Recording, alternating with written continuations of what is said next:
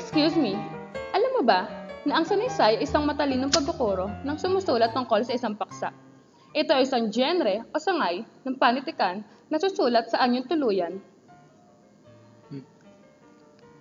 na maaaring tumalakay sa anumang issue sa kapaligiran, maging tao, hayop, pook, pangyayari, bagay at Ano guni-guni. ba pakialam ko sa sinasabi mo?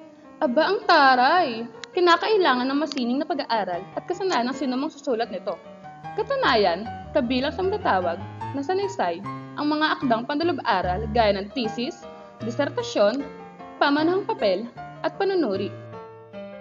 Kilala mo ba si Alejandro Abadilla?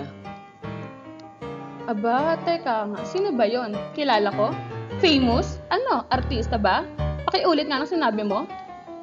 Si Alejandro Abadilla, ang sabi niya, Ano ka mo? ang sanaysay ay pagsasalaysay ng isang sanay. Kaya't ang sino mang susulat nito ay nangangailangan may malawak na Aba, ano karanasan. ba pinagsasabi mo? Nakakaloka? Pakiulit nga kung sino yon. Si Alejandro Abadilla, nararapat na mag-focus sa isang paksa lamang at maghanda ng balakas upang magkaroon ng kasiyahan sa pagdalo ng ideya. Nung narinig ko kasi parang nagpantig yung tenga ko eh. Parang may ibang dahilan.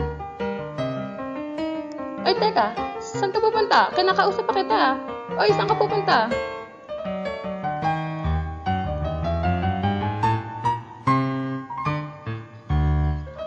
Kilala ko kaya si Alejandro Abadilla, hindi lang ako nakapag-research na ang yabang mo, nakakainis. Alejandro Abadilla lang, di pa kilala.